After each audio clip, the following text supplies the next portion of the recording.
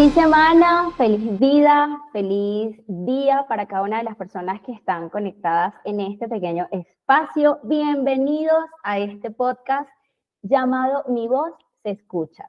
Llegamos a ustedes gracias a Mundo Mágico Nani. Para quienes no me conocen, es la primera vez que me ven por acá.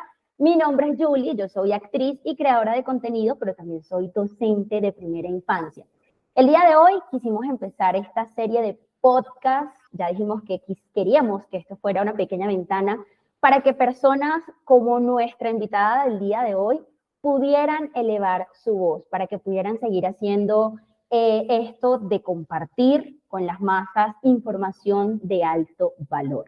El día de hoy tenemos una invitada súper especial, ella es Catalina Martione, que por supuesto es una influencer que comparte una información súper interesante en sus redes. Cata, bienvenida a este espacio. ¿Cómo estás? Bien, muchas gracias. Primero, darte las gracias por este espacio. Creo que es súper importante poder divulgar estos temas, así que muy agradecida. Agradecidos contigo. Nosotros desde la producción, por supuesto, estamos súper contentos de que hayas aceptado la invitación y que te permitas, o nos permitas, mejor dicho, conocerte un poquito más y compartir más información de esa que nos compartes también por redes sociales. Para iniciar con este podcast, quisiera hacerte una pregunta que quizás muchos te han hecho, pero en este caso queremos que la gente que quizá no ha tenido contacto contigo, que no ha tenido la suerte de toparse con tu perfil en Instagram, pueda conocerte un poquito más. Entonces, cuéntanos, ¿quién es Cata? ¿Qué la hace especial? La verdad es que es una pregunta que parece muy sencilla, pero no lo es. Sobre todo cuando eres una persona neurodivergente y creciste sin saberlo y creciste con la obligación de imitar para poder encajar. Por lo tanto, llegas a la adultez y cuando tienes respuestas, te enfrentas a la gran pregunta de quién soy, dónde comienzo yo, dónde termina esa máscara, ese camuflaje. Por lo tanto, es una pregunta bastante difícil para las personas neurodivergentes. Y claro, si me lo preguntas, creo que empezaría quizás por mis roles. Soy mamá de alguien autista, semiverbal actualmente, va a cumplir 6 añitos mi hija. Eh, Soy hija de un hombre autista, eh, soy hermana también de alguien autista. Eh, Eso, también estoy por licenciarme en psicología y principalmente eso. ¿Qué me hace especial? Creo que la forma en que percibo, siento el mundo y mis propias vivencias. Y si seguimos esa lógica, entonces creo que todas las personas tenemos eso especial, que es el vivir nuestras experiencias desde nuestra subjetividad. Así es, me encanta eso, Cata, porque en efecto hay muchas personas que justamente por el hecho de ser diferentes se aíslan, ¿sabes? Y en tu caso es algo que aplaudo porque no es fácil para ninguna persona, ¿sabes? Independientemente del diagnóstico que tenga, colocarse frente a una cámara, comentar su día a día, comentar sus buenos días, pero también sus malos días. Abrir las puertas de tu casa para que las personas puedan tener acceso a información que tú compartes de pronto con tu niña, con tu familia en general, y tumbar de alguna manera esos tabúes que están por allí, esos mitos sobre el autismo. Por ejemplo, veía que hace unos días comentabas sobre las familias autistas, que mucha gente pensaría que es sencillo estar en una familia autista, pero que realmente cada uno tiene sus dinámicas, cada uno tiene como estas, ¿cómo diríamos? ¿Cuál sería la palabra? Rutina fue la palabra que utilizaste. Entonces, cuéntanos un poquito sobre eso. Veo que tu cuenta se llama Autista sin saberlo. ¿Dirías que eso fue lo que te pasó a ti, que ese es tu caso? Por supuesto, como dije, soy hija de un hombre autista que él también creció hasta hace no mucho, descubrió que también es autista. Por lo tanto, fui la primera hija, soy la hermana mayor. Por lo tanto, crecí en un tiempo, en un contexto, en un lugar que lamentablemente no era muy favorable para el diagnóstico. No se hablaba de autismo y cuando se hablaba era desde la perspectiva masculina, niños, y claro, mi mamá muchas cosas le llamaron la atención cuando yo era pequeña, pero simplemente los doctores decían, no, es mañosa para comer, es flojita para hablar, es flojita para dejar los pañales. o son mañas solamente, ya se le va a pasar. Y listo, mi mamá, como toda persona que no tenía los recursos en ese momento, no indagó más, se quedó con lo que decían los profesionales. Claro. Lamentablemente fui creciendo y a partir de los 5 o 6 años empecé a ser mucho más consciente de mis pares, compañeros en el jardín de infantes y, y ahí noté, uy, ¿por qué juego sola? Hoy, ¿por qué me dicen que hablo raro? ¿Por qué me muevo raro? O sea, yo no sentía que yo hacía esas cosas o quizás no me daba cuenta. Y claro, así pasó desapercibido. Para mi mamá yo era simplemente más tímida y era parecida a mi papá. Eso decía ella, ¿no? Que salió igual a su papá.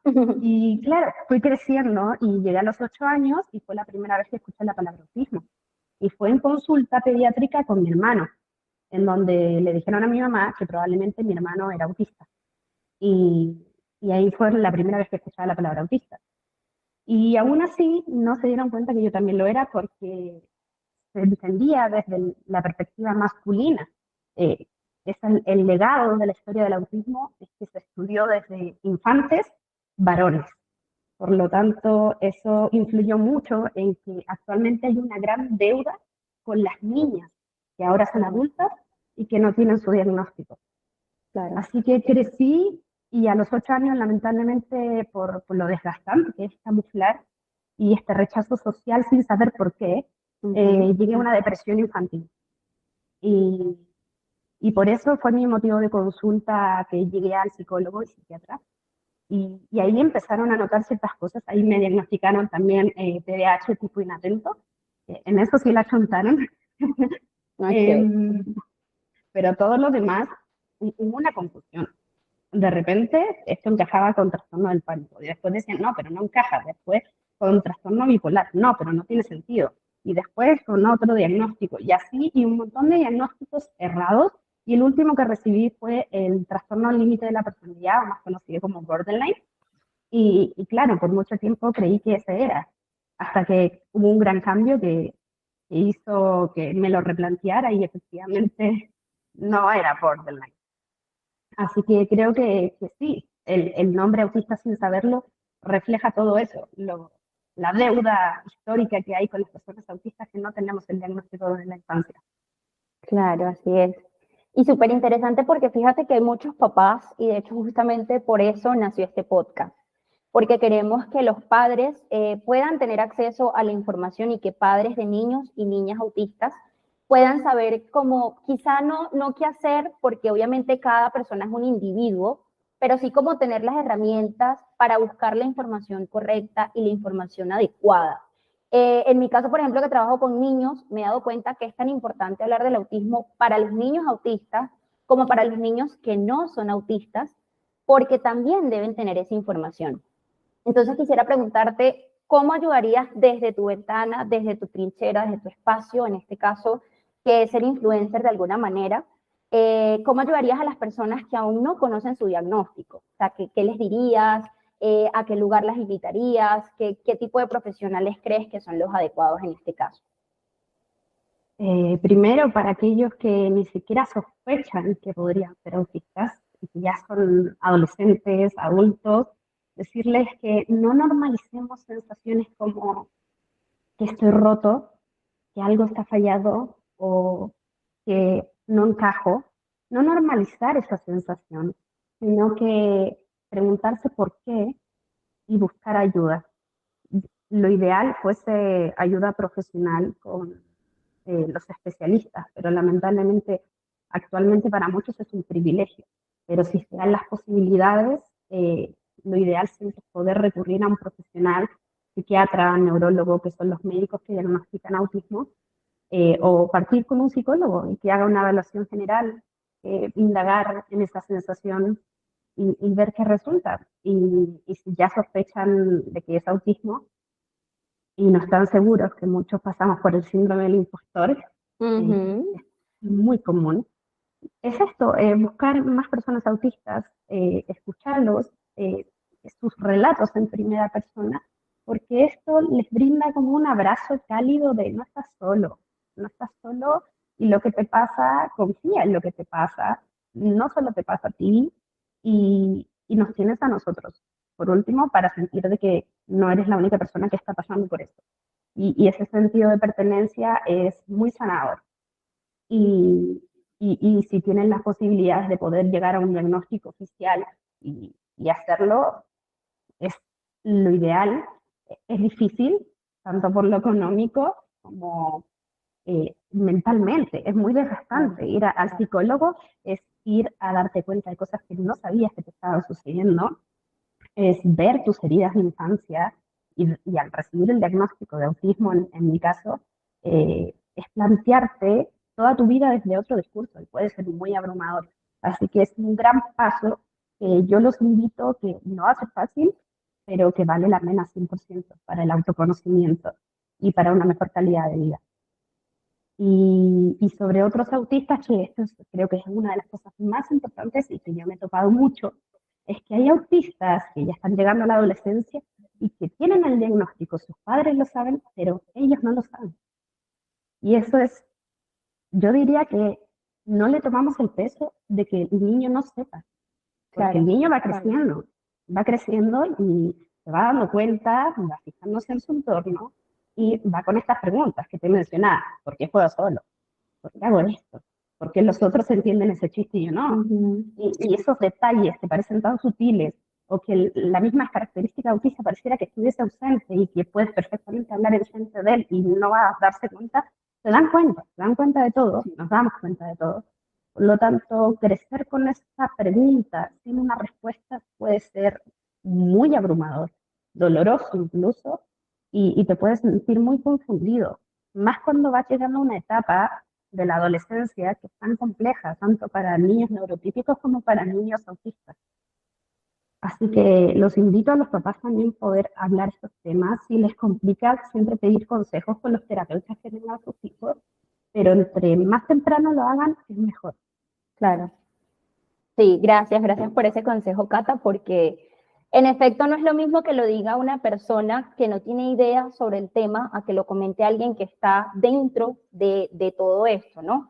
Y que no solamente está dentro del diagnóstico porque está diagnosticada, sino que también está dentro del diagnóstico porque tiene una familia y tiene una red de apoyo, como lo llaman algunos psicólogos, que también es autista, ¿no? Quisiera consultarte, Cata, algo que me llamó mucho la atención mientras hacíamos pues, la investigación para tener las herramientas al momento de hacer esta entrevista. Vimos dos cosas que nos llamaron la atención. La primera es que decir que alguien tiene autismo quizá no es el término correcto, sino que más bien es autista, porque el autismo no es algo que te quitas y te pones, ¿cierto? Y por otro lado, que también se habla del espectro autista. Entonces quisiera que nos comentes un poco sobre esto. ¿Qué tan amplio es este rango? Porque sabemos que hay personas que de pronto tienen una información errónea sobre lo que es el espectro autista. Entonces cuéntanos un poquito sobre eso. Bueno, partí un poco aclarando el concepto de tiene autismo. La gran mayoría de autistas prefieren que le digan autistas, perderle el miedo al decir autista, Claro. porque uno empieza a darse cuenta que el autismo está en cada proceso cognitivo de la persona, en todos esos procesos. Por lo tanto, uno siente de forma autista, uno piensa de forma autista, uno percibe de forma autista y razona de forma autista. Por lo tanto, no es como que yo vaya a hacer alguna tarea en mi día a día de una forma no autista. Claro. Por lo tanto, por eso preferimos que nos digan autistas, porque no somos otra cosa que así, funcionamos así. Y obviamente considerando nuestra subjetividad, somos autistas a nuestra propia forma. Y respecto a espectro, es como un concepto que muchas veces se confunde. Espectro quiere decir que es un solo diagnóstico, autismo, y que se presentan una cierta característica de base que se deben cumplir, pero que además se puede dar muy distinto en otras áreas. Por ejemplo, las características bases, qué tan amplio, la gente dice entonces es muy amplio. Entonces, no es tan complicado. Se tienen que cumplir dos grandes áreas, que tienen que ver con la conducta repetitiva y restringida Y esto incluye las estereotipias, ecolalia, alimentos seguros, que es el alimento que uno come siempre, siempre, siempre, y uno no se aburre. Claro. Va más allá de la rutina, el utilizar mucho una palabra. Yo uso mucho el básicamente, el claro, por ejemplo, o discursos grabados que uno se crea para poder dialogar mejor con las personas.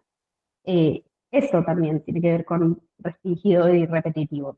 Y los intereses profundos entran en eso también, que son estos intereses que la población neurotípica considera que son restringidos porque es un tema y de forma más, entre comillas, obsesiva, que un autista que le gusta algo y ese es su interés, va a ser experto en eso. Y por otra parte, están las características de la comunicación, dificultades de la comunicación. Y aquí también hay una confusión, porque la gente cuando escucha dificultades en la comunicación no verbal y verbal, tiende a pensar que es netamente retraso en el lenguaje o algún trastorno del lenguaje. Y no necesariamente es eso. Tenemos que entender que dificultad puede ser de que se salga del marco típico, de lo esperable. Por lo tanto, hay autistas que hablan antes de lo esperado, y esos son los hiperhablantes. Hay autistas con mutismo selectivo, que preferimos decirle situacional porque es el contexto que nos lleva a eso. Hay otros autistas que efectivamente tienen una coocurrencia con trastornos del lenguaje, y hay otros que tienen cierto retraso en el habla, en la adquisición del lenguaje verbal. Por lo tanto, es muy variado. En sí hay que cambiar un poco la idea de dificultad y plantearla como salirse del marco de lo típico, de lo esperable. Claro. Eso sería como las características básicas.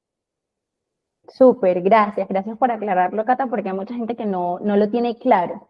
Y fíjate que cuando uno, por ejemplo, Google, yo siempre lo he dicho, Google sabe todo, pero al mismo tiempo en ocasiones no sabe nada, porque te da tanta información que tú no sabes a qué página creerle, ¿sabes? Tú no sabes a qué usuario decirle es por aquí, porque hay informaciones que incluso se contradicen.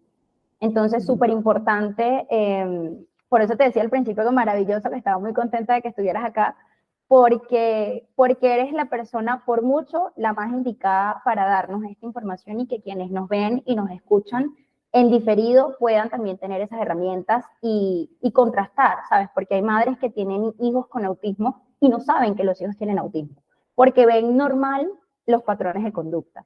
Entonces, gracias por aclararnos eso, porque sé que va a ser de mucho valor para madres y para no tan madres también, ¿sabes? O sea, yo, por ejemplo, soy profe, no soy mamá, pero también tengo que tener información que pueda servirme para niños, ¿sabes? Que estén en el espectro o que no estén en el espectro. Entonces, gracias por eso. Ahora quisiera consultarte, Cata, antes de iniciar este podcast, yo le preguntaba a Cata para poner en contexto a la audiencia, sobre un tema de un video que ella posteó hace unas semanas, si mal no recuerdo, sobre el área para autistas del McDonald's, ¿cierto? Entonces, la pregunta que te quiero hacer va enfocada hacia la parte de las empresas. Mientras estábamos haciendo la investigación, nos dimos cuenta de que hay muchos activistas que denuncian que algunas empresas están utilizando el tema del autismo como para ganar renombre, para sentir que incluyen, pero que realmente, por el contrario, están excluyéndolos aún más. Entonces quisiera consultarte a ti como autista, que estás no solamente diagnosticada, sino que además pues tienes toda una red de apoyo que está diagnosticada y que compartes además información sobre este tema. ¿Crees que la inclusión a nivel empresarial ha sido acertada o de pronto crees que hay puntos a corregir en ese sentido? Uy, es un temazo en realidad el tema de la inclusión laboral, porque generalmente cuando hablamos de inclusión de la mano del autismo siempre pensamos en niños. Sí. Por lo tanto, siempre hablamos de inclusión escolar.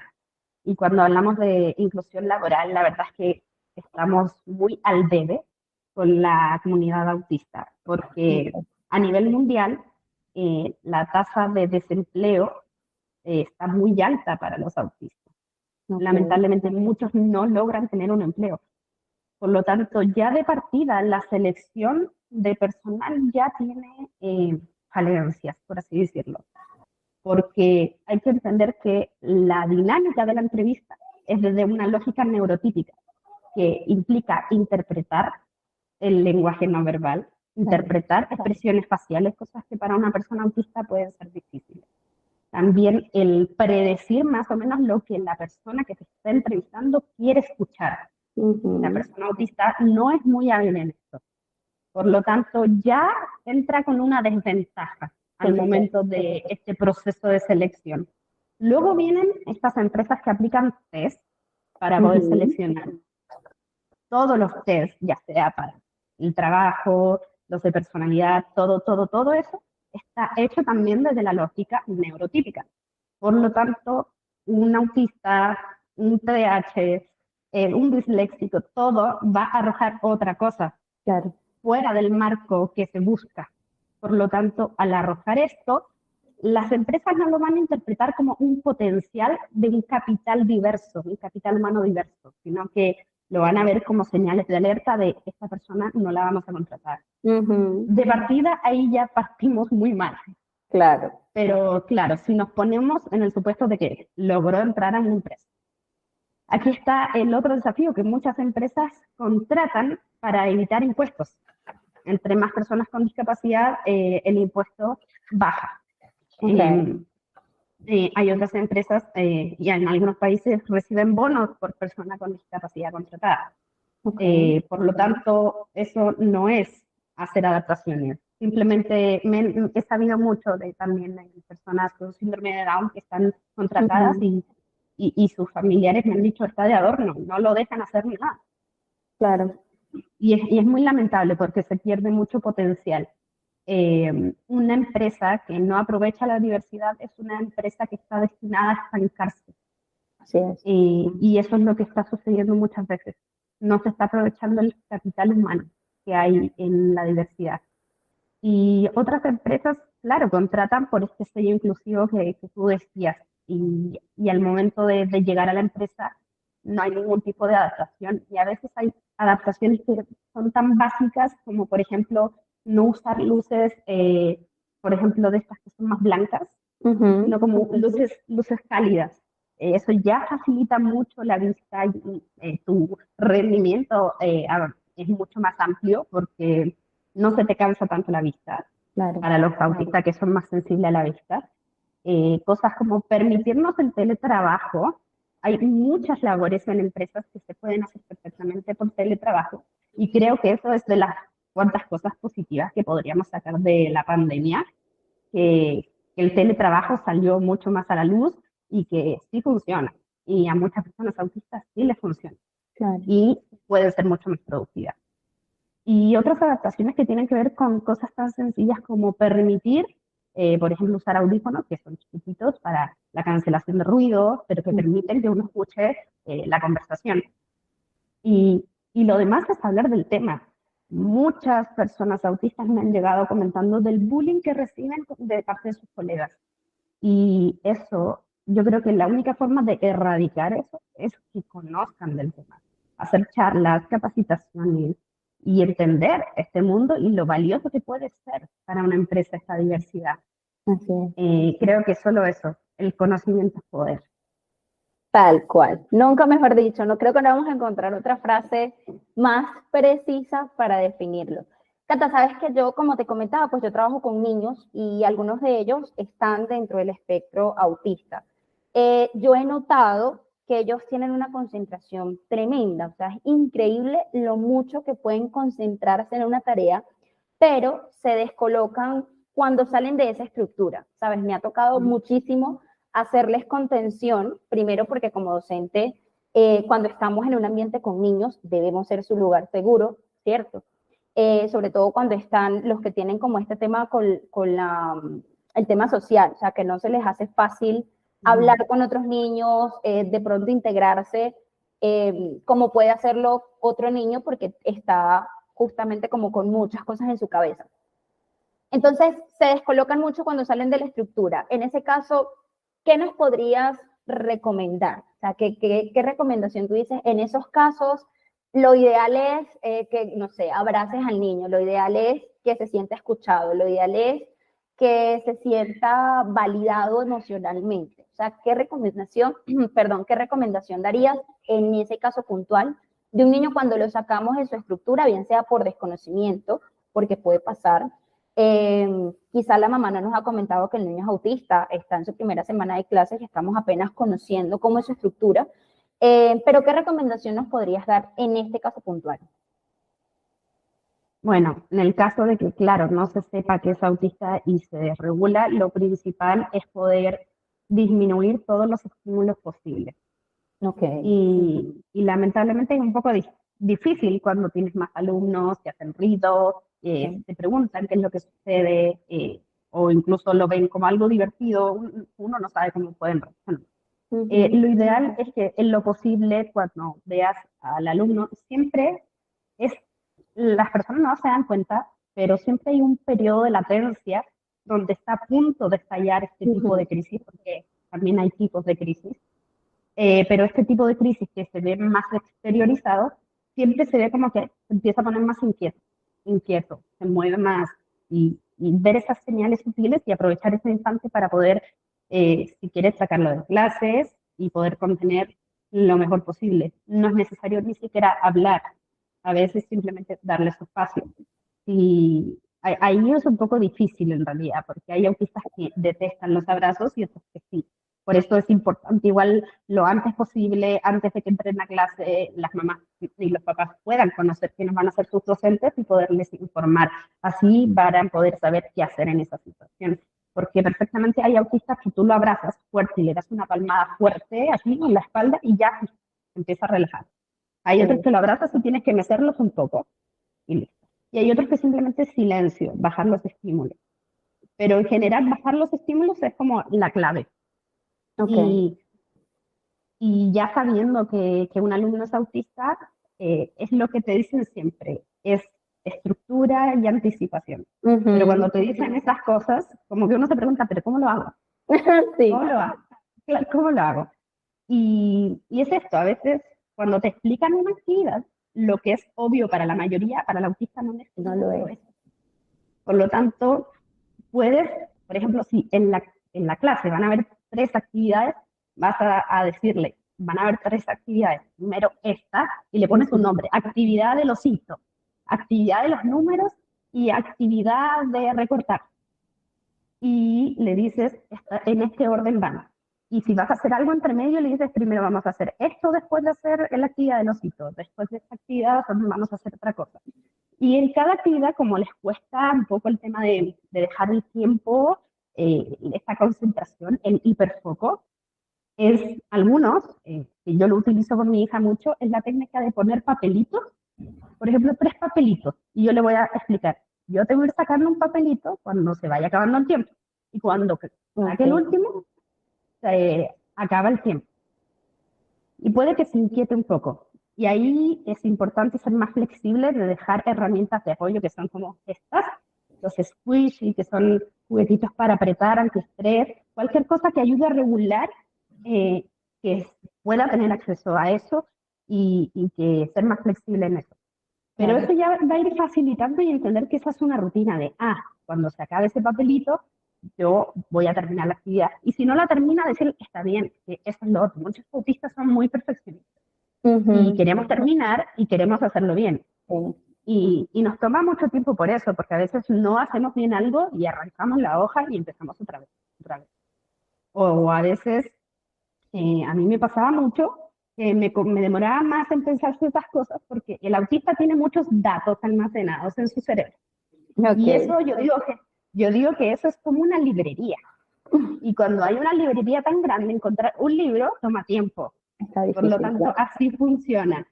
Requeremos más tiempo. Y cuando no alcanzamos, tener esa flexibilidad de decir, ya, está bien, hazlo en la casa.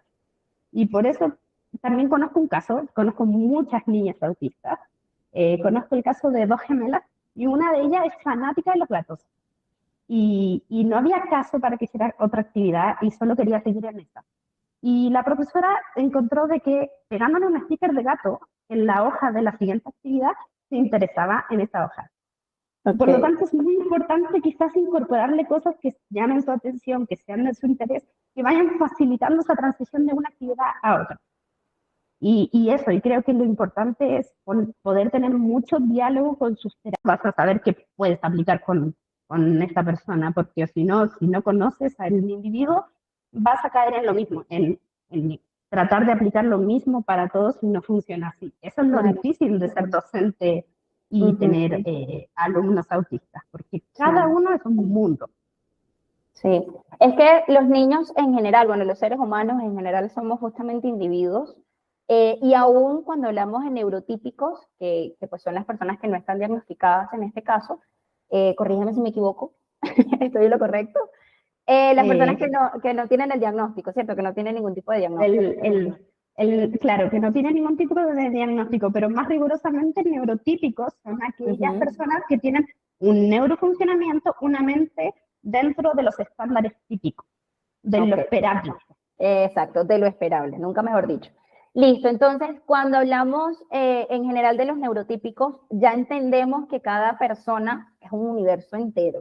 O sea, ya por ahí, cada ser humano es un universo entero, pero si a eso le sumas el hecho de que está diagnosticado con cualquier neurodivergencia, sí, muy bien. Yo hice mi tarea, Cata. Con cualquier neurodivergencia, entonces es aún más complejo, porque obviamente incluso, por ejemplo, en tu caso, y me parece el momento idóneo para traerlo a colación, tú tienes un diagnóstico de autismo, pero también tienes otro diagnóstico. Y la gente pensaría que es casi que imposible que la misma persona tenga dos diagnósticos tan diferentes, pero es muy probable, es muy posible, y a veces la misma persona tiene que lidiar como con una parte de ti que quiere hacer una cosa y otra parte de ti que al romper los patrones entra en crisis. Entonces quisiera que habláramos un poquito sobre eso, Cata, porque en tu experiencia, quienes de pronto hemos tenido el honor de leer la información que compartes o de ver la información que compartes, hemos visto cómo ha sido tu proceso, pero me parece interesante que nos cuentes un poco sobre esto para que la audiencia también pueda tener esa información. Uy, es difícil, porque por lo menos yo fui diagnosticada con TDAH tipo inatento desde bien pequeña, y estuve medicada con Aradix. Ok. Y es bastante complejo porque el TDAH y el autismo la verdad es que están bastante parecidos, pero hay como unas diferencias de base. Por ejemplo, las dificultades sociales que puede tener un TDAH tienen que ver mucho porque sus características pueden ser muy disruptivas para el Ujú. entorno social. Por ejemplo, ser muy inatento, no seguir el hilo de la conversación, o el que es más hiperactivo suele ir mucho de un equipo en otro y grupos sociales van cambiando y eso descoloca mucho a las Claro. personas neurotípicas. En cambio, el autista tiene que ver porque tiene dificultades en la interpretación, en el entender los códigos sociales. También las rutinas, y ahí es como la gran dificultad. Ujú. Los TDAH tenemos tendencia a no tener rutinas, a querer de repente cambiarla, algo nuevo, nuestra atención va rápido, 1000 por hora. Y, y resulta que el autista necesita estructura. Y ahí es como muy contradictorio, Ujú. porque de pronto quieres planificar todo, y en mi caso, que es más inatento, olvido hacer cosas, pierdo todo, y mi autismo, que es como, me dice, por favor, pero ¿dónde tienes las cosas? Lo ¡Ey, habíamos aquí sigo! planeado. Claro, me dice, pero por favor, o sea, ¿cómo lo vas a saber? Y es muy frustrante. Eso es lo otro, tanto el TDAH como el autismo, puede haber desregulación emocional. Por lo tanto, para ambos puede ser muy difícil poder regular las emociones. Por lo tanto, claro, se vuelve un desafío al momento de darte cuenta que tu inatención te genera dificultades en tus funciones ejecutivas. No puedes cumplir tus metas y claro, el autismo dice, en mi caso es como, hagamos una lista, vamos a hacer esto, y ya, todo súper bien, este interés me encanta, lo vamos a hacer, y de repente el TDAH dice, uy, mira esto nuevo que encontré, hiperfoco. Y ¿qué pasó con mi otro interés? Mi plan desapareció. Y eso termina siendo un desgaste mental Claro. impresionante. Y en esos casos, en realidad, creo que es muy importante el apoyo terapéutico. Admito que todavía estoy con mucho apoyo terapéutico, porque estoy aprendiendo un poco a regular estas dos entidades, por así decirlo, del TDAH inatento y el autismo, que se mezclan ahí y dejan un desastre. Sí, es una mezcla Así un poco que loca. un poco loca, sí. De hecho, muchas personas autistas y TDAH explican esto, de que sienten de que son como dos fuerzas que se oponen y que es Ujú. muy desgastante. Sí, no imagino lo desgastante que puede ser.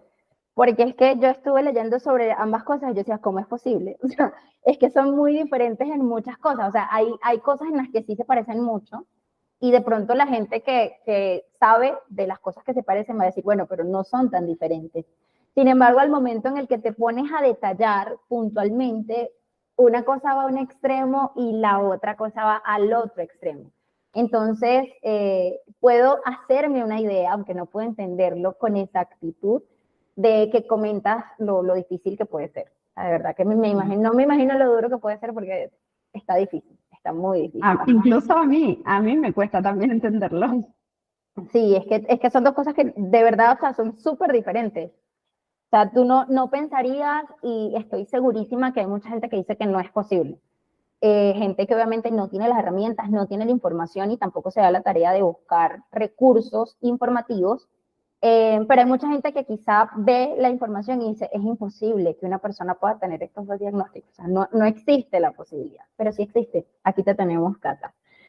Cata, te quisiera preguntar, ¿hay alguna celebridad, alguien de pronto a quien sigas, que esté dentro del espectro y que te inspire de alguna manera, por chiquitico que sea? Quisiera que nos habláramos un poquito de esto porque creo que es algo que mucha gente no menciona. Sabes, hablamos de gente que de pronto tiene una enfermedad, pero muy pocas veces hablamos de las personas que tienen diagnósticos, ¿sabes? Las personas que están diagnosticadas dentro de este espectro. Entonces, quisiera que me comentaras si de pronto hay alguien que tú digas, mira, esta persona yo la veo y respiro profundo, me inspira demasiado. La verdad es que tengo Ok, varios y algunos más conocidos y otros no tanto. ok, Partiendo, por ejemplo, Satoshi. Eh, Satoshi es el creador de Pokémon, del juego de Pokémon. Y tú ves, de hecho, el juego de Pokémon y hay mucha imaginación, uh-huh. creatividad, todo un mundo con una estructura muy clara, con reglas muy claras. Y claro, si te pones a pensar que es autista y ves todo el mundo que creó, tiene mucho sentido, Claro. tiene mucho sentido. Luego está, no me acuerdo el nombre de todos, luego está uno que es nadador olímpico, tiene 23 medallas de oro olímpicas Ok. y es increíble, ha rompido muchos récords a nivel mundial y es un ejemplo a seguir para muchos deportistas y creo que esto rompe un poco el estereotipo de que hay deportistas que todos somos torpes en los Total. deportes.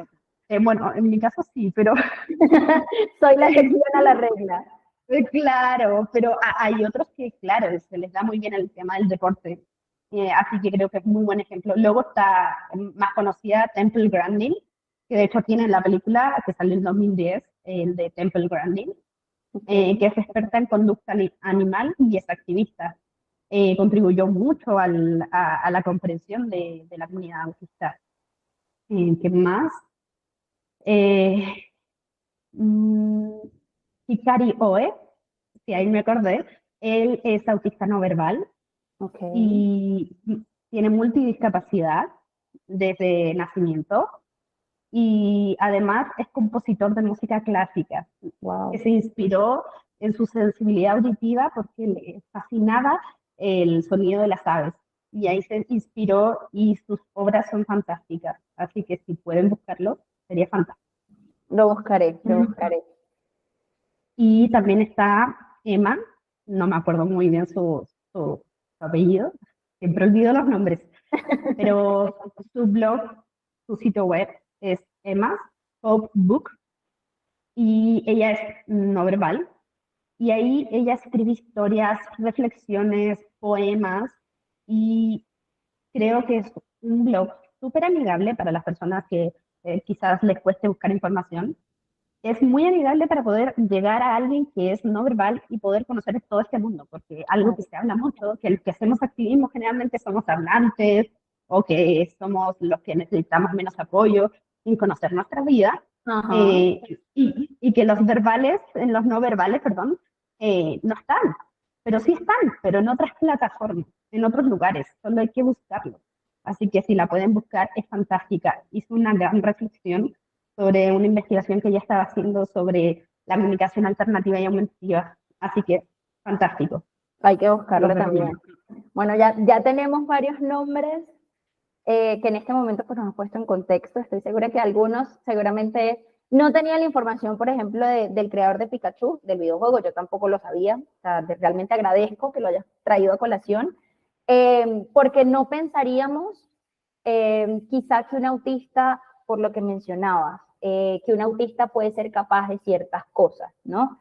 Sobre todo, por ejemplo, me he dado cuenta cuando estábamos buscando la información de que había un tema como con la infantilización del autismo, ¿no? Que eres un adulto y entonces como eres un adulto igual hay que tratarte con cariño y con amor. No, hay que tratar con cariño y con amor a cualquier adulto. No necesariamente porque sea autista necesita cariño y amor, es que cualquier adulto precisa cierta atención, precisa que se le trate con respeto. Entonces yo creo que también es súper importante que tengamos en cuenta que así como hay niños y niñas autistas, también hay adultos y adultas que son autistas.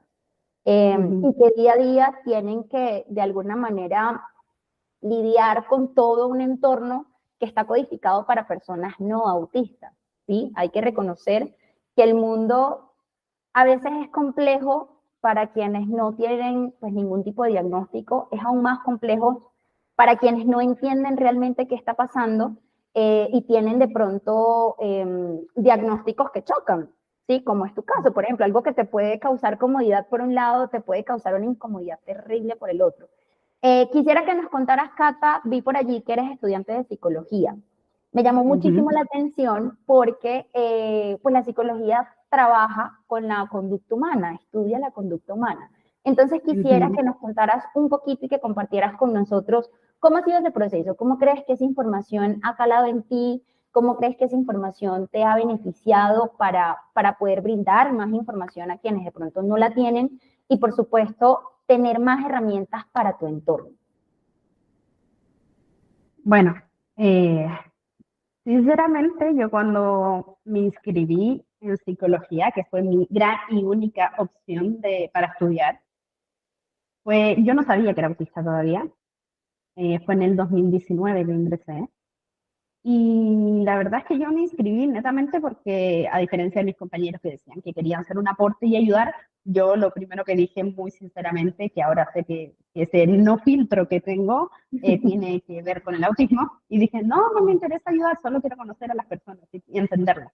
Para eso necesito estudiar psicología, es que es mejor que estudiar la mente. Claro. Y claro, por eso me metí a psicología, porque crecí pensando, no entiendo la gran mayoría. Para mí todos tenían un manual de conducta y yo no. Okay. Así que me metí por eso. ¿En qué me ha ayudado? Definitivamente me ayudó a entender un poco mejor a las personas, pero también me ha enseñado que la mejor forma tanto de intervenir y conocer a una persona no es tanto a través de la teoría, sino que darse el tiempo de conocer. Lamentablemente, muchas personas, profesionales, psicólogos, psiquiatras, han caído en idolatrar un poco los manuales diagnósticos y dedicarse a clasificar un checklist de características, y las personas no son una lista. Así es. Por lo tanto, dejan de lado lo que es el diagnóstico, el proceso de diagnóstico y una intervención, y terminan tratando de seguir una pauta para poder intervenir. Y eso muchas veces no sirve, porque lo que le va a servir a uno y está escrito No, que sirve, a otro no le va a servir para nada. Así que eso he aprendido. ¿Qué me ayudó a mí con mi diagnóstico? La verdad es que se habla muy poco de autismo, por lo menos en mi universidad, y en general en mi país se habla bastante poco, y poco actualizado, la verdad, sobre autismo. Y cuando se habla de autismo todavía desde la infancia, así que, claro, no me ayudó mucho. Me ayudó un poco con mi hija, que por ahí partí yo investigando sobre autismo en niñas. Ok. Y claro, me ayudó porque, claro, el último diagnóstico que yo tuve fue el TLP, trastorno límite de la personalidad.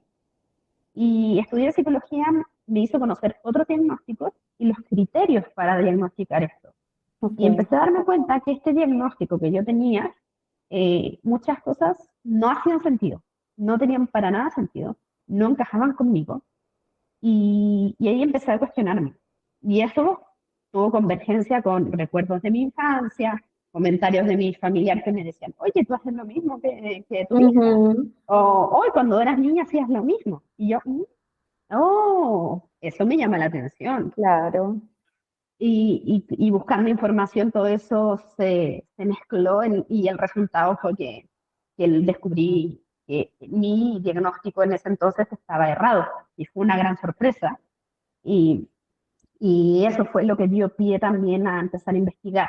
Y después viví otro proceso que llevó a que me convenciera de iniciar una evaluación. Súper, súper. Gracias por compartirlo, Cata. Porque la gente, a mí me llamó mucho la atención. Yo dije, mira, alguien con autismo, que además tiene un montón de seguidores, ya vamos a hablar sobre eso. Pero además estudia psicología, o sea, está estudiando la conducta humana. Me llamó la atención saber cómo qué te llevó a eso. Porque puede haber un montón de comentarios al respecto, ¿sabes? Hay mucha gente que puede pensar unas cosas, otra gente que puede pensar otras. Cualquiera pensaría que de pronto estudia psicología para entender más al autista y no, quería saber por qué la gente es como es y eso es maravilloso. Cata, antes de finalizar, ya nos queda muy poquito tiempo, quisiera preguntarte, ¿de dónde vino el impulso de informar y educar a más de 14.000 seguidores que tienes solo en Instagram? Quisiera que nos contaras un poquito sobre eso, o sea, cómo fue ese Eh, comienzo, qué pasó allí. mm, Como dije, al igual que muchas mujeres autistas, recibieron el diagnóstico después de que tuvieron hijos autistas. Okay. Y me pasó lo mismo. Llegó mi hija y de pronto me llega el autismo femenino, entre comillas femenino, porque en realidad no existe el autismo femenino, solo autismo en mujeres. Y claro, dije, hoy tengo que saber de esto. No es lo mismo que conozca a mi hermano, que conozca a mi papá. Esto es totalmente nuevo. Y empecé a buscar información. Y empecé a aprender bastante de la infancia y de niñas autistas. Y yo dije, hoy está muy difícil, es difícil diagnosticar a las niñas, necesito que el camino para las niñas se vaya haciendo más fácil. Y mi hija fue el primer impulso. Y en este caminar de búsqueda de información, me di cuenta de que soy autista. Y comencé un proceso de evaluación, pasé por todo un año, fue un año de evaluación, distintos test, preguntas, evaluaciones. Fue bastante largo. Y esto me motivó a eso, de que hay una gran deuda de, que tenemos que pagar de alguna forma para todas esas personas que crecimos sin un diagnóstico y que más encima llegamos a la actualidad y se nos culpa mucho por eso, debido a tantos prejuicios y mitos y estereotipos del autismo, eh, sobre todo sobre el fundado desde lo masculino. He visto una verdadera cacería de brujas de mujeres autistas, que se Ujú. nos critica, se nos invalida el diagnóstico, porque no encajamos dentro del concepto social del autismo. Y creo que eso me impulsó aún más, porque me interesa también mucho el feminismo. Dije, esto no puede ser. Esto no puede ser que además hayamos sido víctimas de haber nacido en un momento, un tiempo y un lugar que no fue el más favorable y que más encima ahora carguemos con la culpa de que se nos juzgue por algo que no somos culpables.